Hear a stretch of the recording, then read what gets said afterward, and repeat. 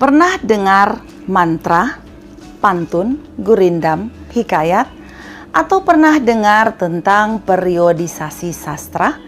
Atau penyair-penyair Indonesia beserta karyanya lahir pada angkatan keberapa? Untuk lebih jelasnya, simak materi saya berikut ini.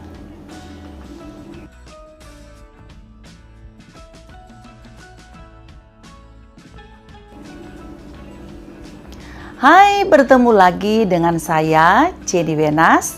Kali ini materi kita mengenai mengikuti perjalanan sejarah sastra Indonesia, atau kita kenal dengan periodisasi sastra.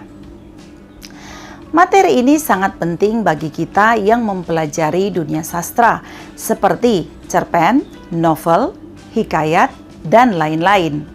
Dan materi cerpen, novel, hikayat sudah saya bahas pada materi-materi saya sebelumnya.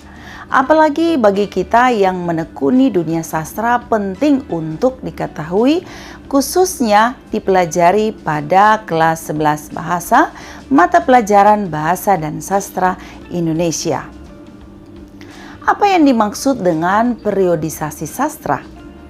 Periodisasi sastra adalah pembagian perkembangan kesusastraan yang pengelompokannya berdasarkan pada periode atau angkatan waktu tertentu, di mana dalam periode tersebut sastra memiliki ciri khas yang berbeda dengan masa sebelumnya.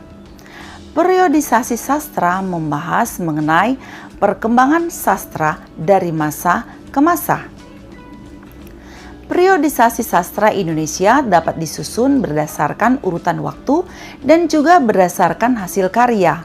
Dilihat dari metode penyampaian, sastra Indonesia terbagi atas dua bagian besar, yakni sastra lisan dan sastra tulis.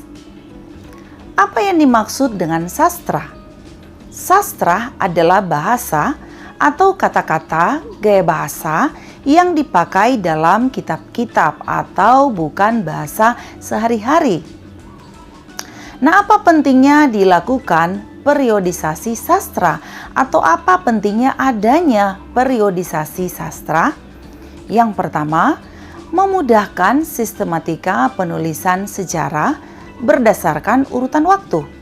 Yang kedua, memudahkan pembaca memahami suatu peristiwa sejarah. Yang ketiga, merupakan penghubung dari fakta-fakta sejarah. Periodisasi sastra Indonesia dari sudut pandang urutan waktu dibagi dalam beberapa angkatan, yakni sebagai berikut yang bisa Anda lihat di layar kaca Anda. 1. Angkatan Pujangga Lama. 2. Angkatan Sastra Melayu Lama. 3. Angkatan Balai Pustaka atau dikenal tahun 1920. 4. Angkatan Pujangga Baru atau dikenal tahun 1930. 5. Angkatan 1945. 6. Angkatan 1950. 7. Angkatan 1966. 8. Angkatan 1980. 9 angkatan reformasi, 10 angkatan 2000-an. Yang pertama, angkatan Pujangga Lama. Nah, angkatan Pujangga Lama disebut juga sastra klasik atau sastra tradisional, yakni karya sastra yang tercipta dan berkembang sebelum masyarakatnya mengenal budaya tulis-menulis. Nah, ciri penyebaran karya sastra dilakukan secara lisan atau oral, yakni dari mulut ke mulut. Nama pencipta sastra klasik biasanya tidak diketahui atau anonymous, sehingga karya dikatakan karya bersama dalam kelompok masyarakat tertentu. Angkatan Pujangga Baru. Nah, itu dia, ada di layar kaca Anda, terdapat angkatan Pujangga Lama ya, maksud saya terdapat di layar kaca Anda. Yang pertama, mantra. Kedua, pantun. 3, gurindam. 4, cerita binatang. 5, cerita asal-usul atau legenda. 6, cerita pelipur lara. Ketujuh, cerita jenaka. Nah, pasti sudah kenal kan angkatan pujangga lama yang ini? Atau Anda ingin menulis buku dari ketujuh jenis cerita yang tadi? Silakan. Masyarakat dahulu sangat kenal dengan dunia mistis dan mitos, serta kepercayaan terhadap arwah nenek moyang. Itulah yang membuat hadirnya mantra dipercaya sebagai asal mula terbentuknya sastra lama ini. Dalam mantra, irama bahasa sangatlah penting dengan maksud untuk menciptakan nuansa magis.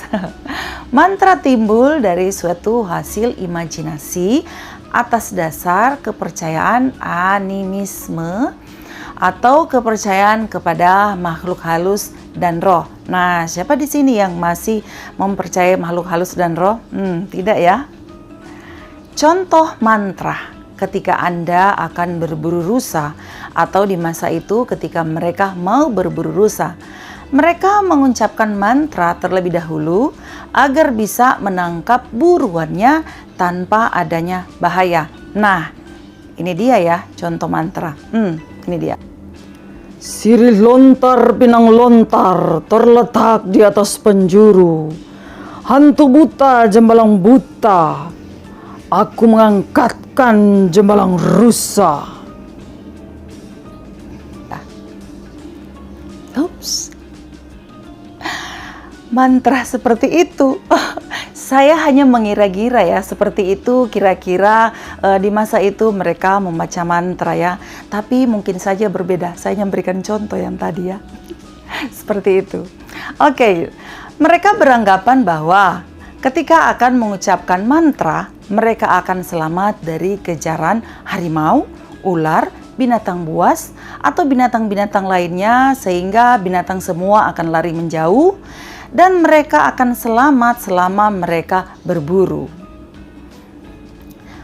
Kemudian yang kedua adalah pantun. Pada umumnya pantun merupakan sajak percintaan yang lebih sering dinyatakan pada waktu perayaan. Nah, misalnya ya pada waktu itu adalah ketika mereka mau bikin perayaan pernikahan. Nah, di zaman dahulu pernikahan itu mereka menggunakan pantun. Bentuknya terdiri dari 4 baris. Kedua baris pertama memuat perumpamaan, ibarat atau ucapan yang tidak bermakna, tapi fungsinya hanya sebagai penyelaras rima. Nah, bagian ini disebut sebagai sampiran. Nah, sebaliknya, kedua baris terakhir merupakan isi atau pesan yang dapat berupa nasihat, berisi kerinduan, sindiran, teka-teki, ataupun guyonan. Nah, apa saja bisa dijadikan sebagai pantun. Nah, apa sebenarnya syarat pantun? Karena pantun itu penulisannya berbeda dengan puisi. Pantun memiliki syarat ya, tidak boleh sembarang untuk menulis pantun. Terdiri atas 4 baris, kemudian tiap baris terdiri atas 8 sampai dengan 12 suku kata. Nah, apa yang dimaksud dengan suku kata bisa Anda lihat pada konten saya sebelumnya ya. Berikutnya, 2 baris pertama disebut sampiran, 2 baris berikutnya merupakan isi pantun.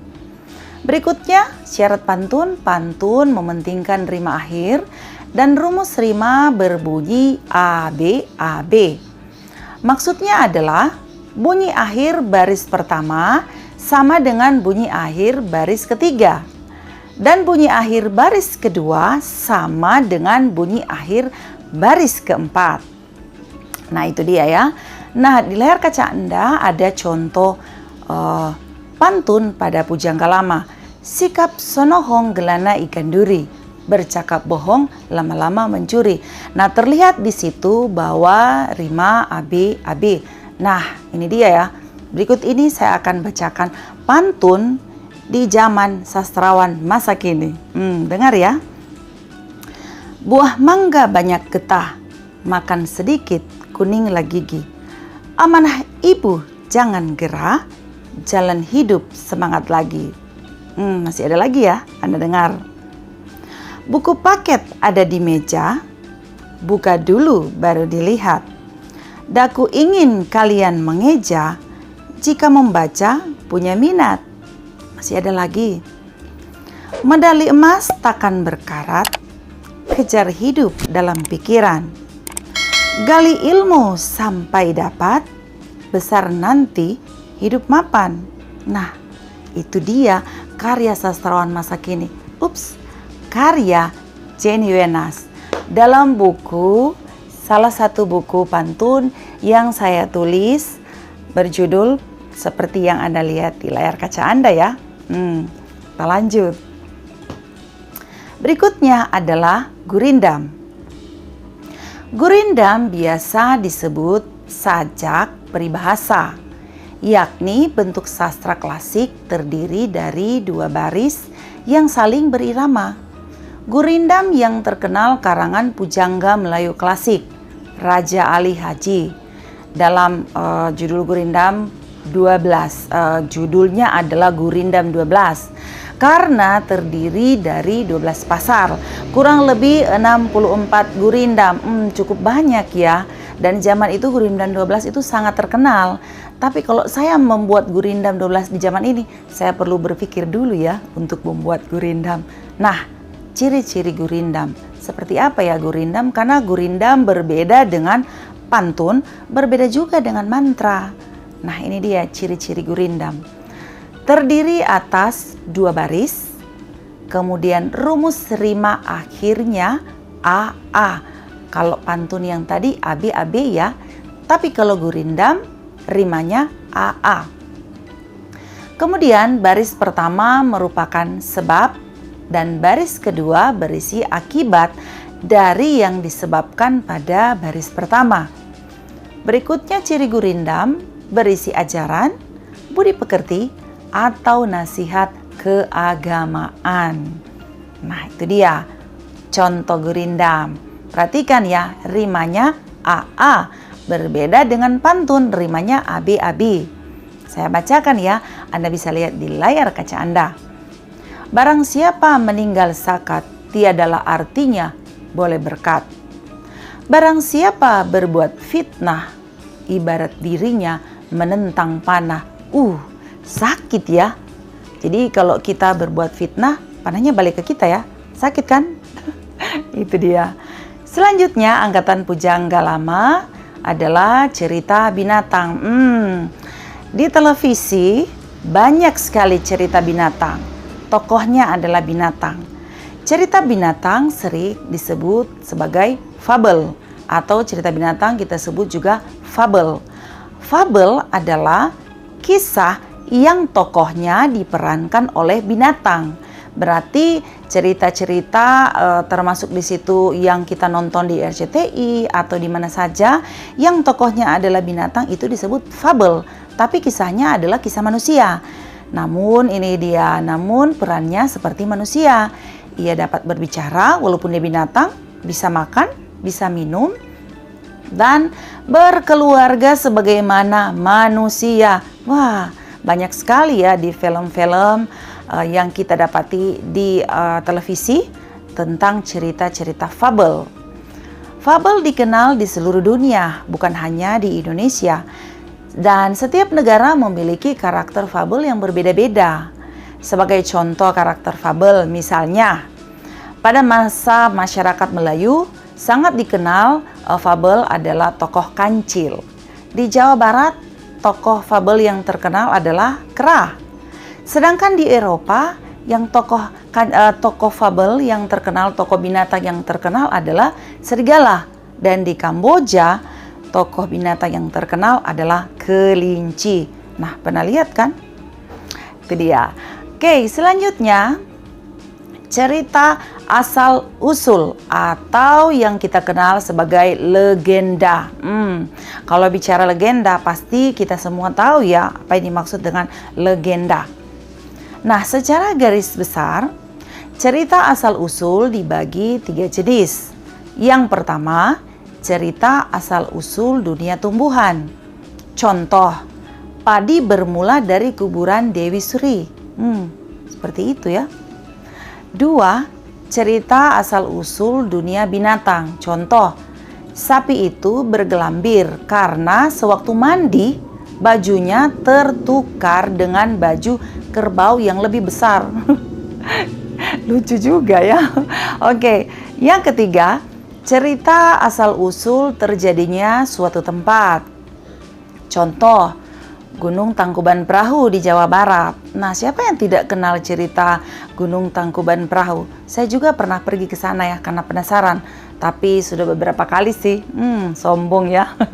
Oke, mirip dengan perahu tertelungkup karena perahu tersebut mulanya adalah sebuah perahu milik Sang Kuryang. Nah, 3 jenis ini pasti Anda sudah paham ya. Cerita pelipur lara. Ini dia ya, cerita pelipur lara. Memangnya siapa yang ingin menjadi pelipur lara kepada siapa? Jangan bucin ya, seperti istilah yang kita kenal saat ini kan. Disebut pelipur lara karena fungsinya untuk menghibur hati seseorang. Saya juga ingin dihibur ya, tapi oleh suami saya. Dikisahkan hal-hal yang indah serta penuh fantasi dan daya impian yang menawan. Ceritanya biasanya tentang kehidupan istana, tentang keajaiban, tentang senjata penuh keramat atau senjata yang penuh misteri, atau juga putri-putri cantik, atau juga cerita-cerita lain yang menggambarkan mengenai keceriaan dan kebahagiaan. Namanya juga pelipur lara ya. Cerita pelipur lara yang fenomenal waktu itu adalah Malim Demam, yakni cerita yang mengisahkan perkawinan tokoh yang bernama Malim Demam dengan seorang putri cantik dari Kayangan. Berikutnya cerita jenaka. Kalau bicara jenaka, pasti kita langsung terbayang pada hal-hal yang lucu. Nah, paling di dunia sekarang yang terlalu banyak stres, terlalu banyak tekanan dalam pekerjaan, pasti kita semua lebih menyukai cerita jenaka ya. Cerita jenaka merupakan cerita lucu yang berguna untuk menghibur. Nah, contoh cerita jenaka yang sangat terkenal waktu itu adalah tentang Pak Balalang. Kemudian ada juga cerita jenaka yang terkenal waktu itu, Lebay Malam. Kemudian ada juga Pak Kadok. Nah, kalau Anda belum tahu mengenai cerita itu, Anda bisa cari di Google ya. Oke, angkatan yang kedua, Angkatan Sastra Melayu Lama.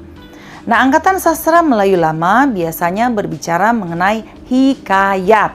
Nah, itu dia.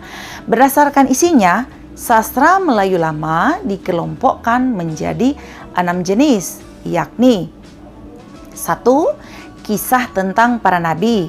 2. Hikayat tentang Nabi Muhammad beserta keluarganya. 3. Hikayat pahlawan-pahlawan Islam. 4. Cerita tentang ajaran dan kepercayaan Islam. 5. Cerita fiktif. 6. Cerita mistik atau tasawuf. Itu dia. Pengarang terkenal pada Angkatan Sastra Melayu Lama adalah Hamzah Fansuri, Syamsuddin As-Sumatrani, Nuruddin Al-Narini, Abdul Rauf Singkil, Tun Sri Lanang. Itu dia yang paling terkenal ya. Nah, contoh sastra Melayu Lama. Ini dia di layar kaca Anda. Tentang hikayat Raja-Raja Pasai. Kemudian juga ada hikayat Hang Tuah. Nah, itu terkenal ya. Hikayat Sri Rama. Kemudian ada juga hikayat Undakan Panurat. Anda bisa search di internet tentang hikayat-hikayat yang sudah saya bacakan tadi, supaya Anda tahu bagaimana cerita-cerita terkenal pada zaman itu. Kemudian selanjutnya adalah sastra Indonesia modern. Nah, apa saja yang masuk pada Angkatan Sastra Indonesia Modern? Yang pertama, Angkatan Balai Pustaka. Yang kedua, Angkatan Pujangga Baru. Yang ketiga, Angkatan 45. 4 Angkatan 50, 5 Angkatan 66, 6 Angkatan 70-an, 7 Angkatan 80-an, 8 Angkatan Reformasi, 9 Angkatan 2000. Nah, kita masuk di angkatan yang mana? Ikuti terus ya penjelasan saya. Dan jangan lupa like, dan subscribe pada channel saya. Oke, lanjut ya. Yang pertama, Angkatan Balai Pustaka. Nah, Angkatan Balai Pustaka sering dikenal sebagai Sastra Angkatan 20-an atau Angkatan Balai Pustaka. Angkatan 20-an kenapa? Karena novel yang pertama kali terbit adalah pada tahun 1920, yakni novel Azab dan Sengsara karya Merari Siregar. Sangat terkenal novel Azab dan Sengsara. Saya senang baca novel tersebut. Karya yang lahir pada periode ini disebut Angkatan Balai Pustaka karena karya-karyanya banyak yang terbitkan adalah penerbit dari Balai Pustaka, makanya disebut sebagai Angkatan Balai Pustaka. Selain disebut sebagai Angkatan Balai Pustaka, Angkatan 20 disebut pula Angkatan Siti Nurbaya karena novel yang paling laris, dan digemari. Ini dia ya. Saya tunjukkan dulu ya, baru saya lanjut. Angkatan 20 disebut pula Angkatan Siti Nurbaya. Ini dia ya. Karena novel yang paling laris dan digemari masyarakat waktu itu adalah novel Siti Nurbaya karangan Mara Rusli. Saya sudah berkali-kali membaca ini dan saya senang dengan ceritanya. Apalagi tentang Siti Nurbaya. Nah, di layar kaca Anda itu adalah contoh bukunya. Nah, termasuk orang yang itu hanya pegang ya buku aslinya. Oke, yang kedua, Angkatan Pujangga Baru. Istilah Angkatan Pujangga Baru lahir sekitar tahun 1930-an sampai 1940-an. Diambil dari majalah sastra yang terbit tahun 1933. Nama majalah itu adalah Pujangga Baru, yang dipimpin pada masa itu oleh Sultan Takdir Ali Syahbana, Amir Hamzah, Sanusi Pane, dan Armin Pane. Nah, ini dia para pemimpin majalah Pujangga Baru. Mana ya? Kiri apa kanan ya? Ini pemimpin majalah Pujangga Baru saat itu. Anda bisa kenal melalui foto yang tertera di layar kaca Anda. Yang ketiga, Angkatan 45. Angkatan 45 disebut juga sebagai Angkatan Chairil Anwar karena perjuangannya sangat besar melahirkan Angkatan 45 yang disebut juga Angkatan Kemerdekaan karena dilahirkan saat Indonesia memproklamirkan kemerdekaan. Siapa yang tidak kenal ya dengan Chairil Anwar? Salah satu yang terkenal dari karyanya adalah Aku. Oke. Yang ketiga, Angkatan 45 pada tetap masih Angkatan 45 ya, ciri-cirinya. Yang pertama bebas, kedua individualistis, yang ketiga universalitas ya bahasa Indonesianya, yang keempat realistis. Itu dia ciri Angkatan 45. Karya-karya sastra Angkatan 45, ini dia. Yang pertama yang paling terkenal ya semua ya seantero Indonesia, itu adalah Chairil Anwar. Nah, karyanya Kerikil Tajam pada tahun 1949. Kemudian ada juga Deru Campur Debu. Nah, ini pasti kenal ya. 1949. Pada waktu saya masih kecil, ini dia judul yang ini sangat terkenal, Deru Campur Debu. Ada juga lagunya ya. Oke, yang kedua Asrul Sani bersama Rifai Apin dan Chairil Anwar melahirkan karyanya Tiga Menguak Takdir pada tahun 1950. Kemudian yang ketiga ada Idrus. Kemudian karya sastra Angkatan 45 waktu itu adalah dari Ave Maria ke Jalan Lain ke Roma tahun 1948 dan juga karyanya Aki tahun 1949. Ada juga Perempuan dan Kebangsaan dan lain-lain. Masih banyak lagi Angkatan 45 yang terkenal pada saat itu. Yang keempat, Angkatan 50. Pada periode ini dikenal sebagai periode krisis sastra Indonesia. Sejak Chairil Anwar meninggal, lingkungan gelanggang seniman merdeka seolah-olah kehilangan semangatnya. Nah, saat itu jumlah buku terbit terbatas.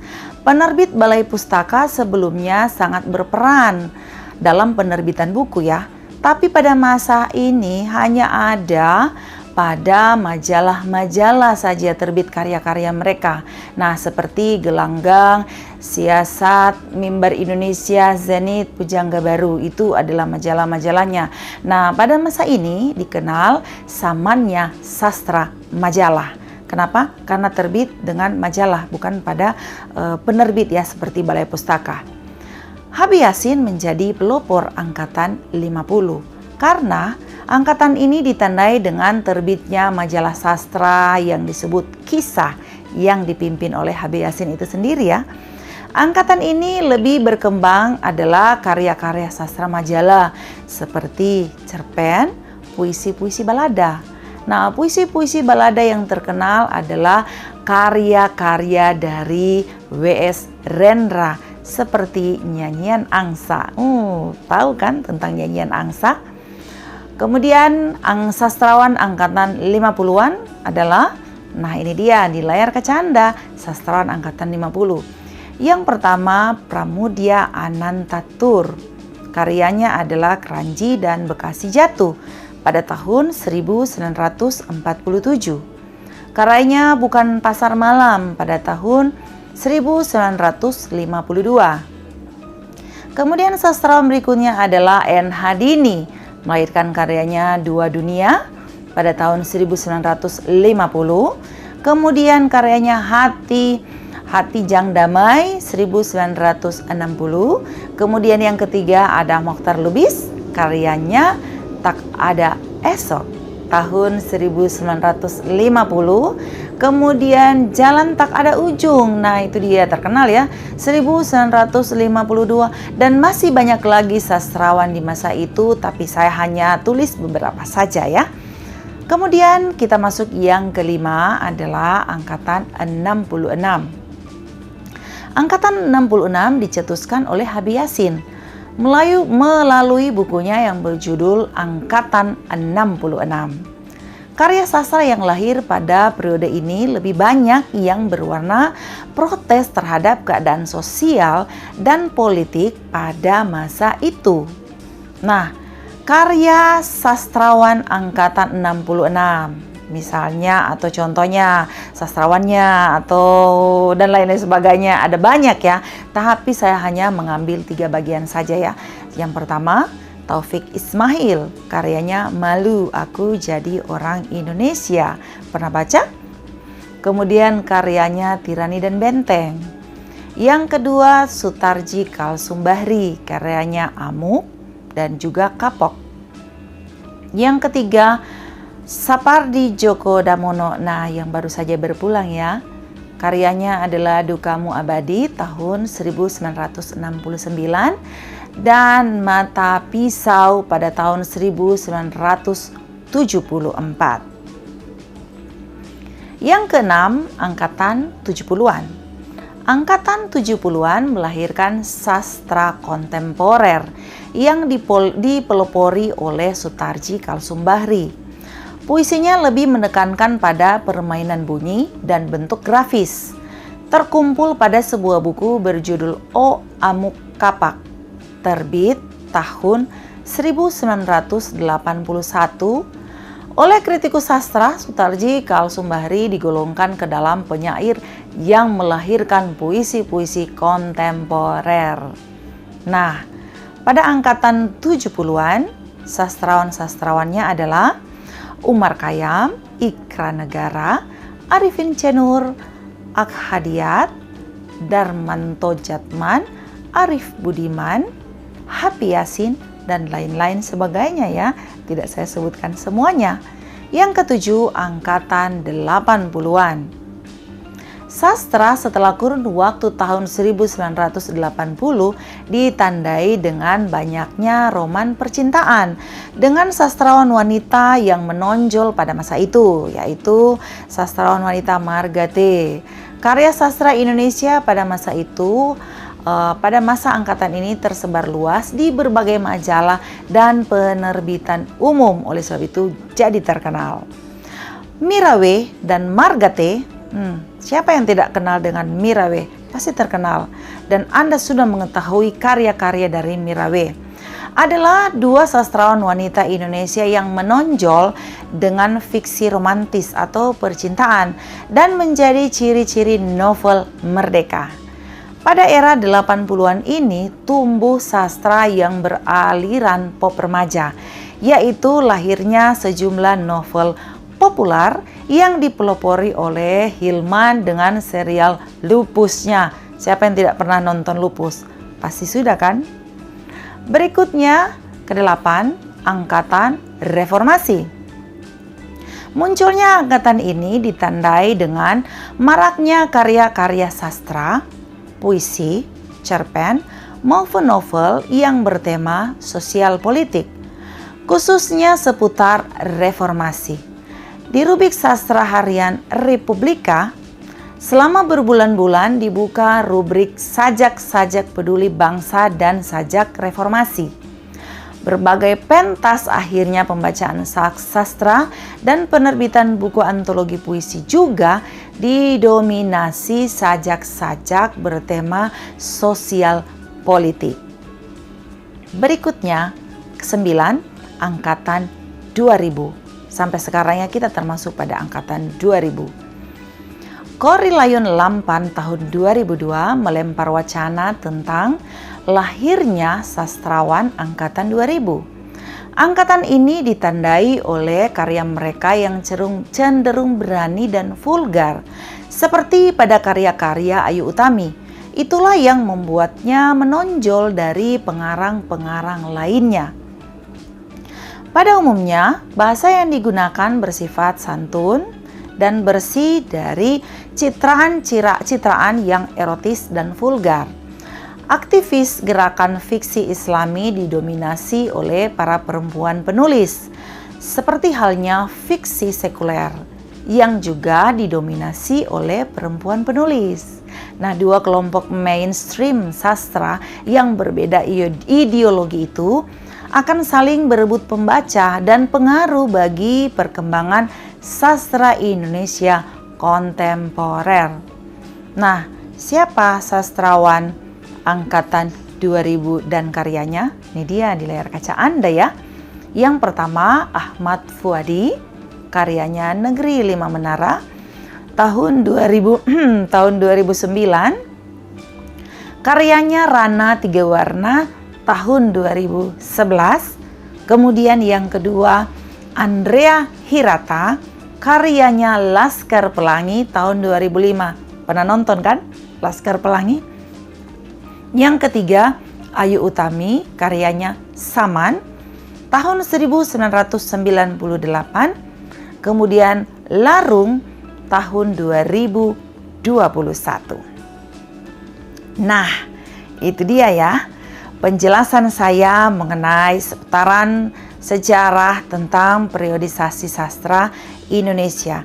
Oke, untuk menguji daya ingat dari apa yang sudah saya sampaikan pada materi saya kali ini, untuk menguji Anda bisa menjawabnya dengan jujur. Jawab pertanyaan dari saya. Yang pertama, apa yang dimaksud dengan periodisasi sastra? Yang kedua, apa pentingnya dilakukan periodisasi sastra? Oke, tidak sampai di sini, masih ada lagi pertanyaan saya selanjutnya. Mungkin ini bisa Anda lihat dari layar kaca Anda pertanyaannya, atau guru-guru Anda bisa menguji sampai di mana daya simak Anda mengenai materi yang saya sajikan bisa diuji dengan dua pertanyaan yang tertera di layar kaca Anda. Yang pertama, tuliskan ciri-ciri karya sastra angkatan Pujangga Lama. Yang kedua, berfungsi sebagai apakah karya-karya sastra lama pada zamannya itu? Nah, itu dia ya materi dari saya, dan juga ada hal yang perlu diuji daya ingat Anda, atau untuk menjawab pertanyaan bisa Anda jujur tanpa melihat dulu ya channel saya. Sampai di sini penjelasan saya, dan jangan lupa like, subscribe, komen, dan bagikan postingan ini. Terima kasih.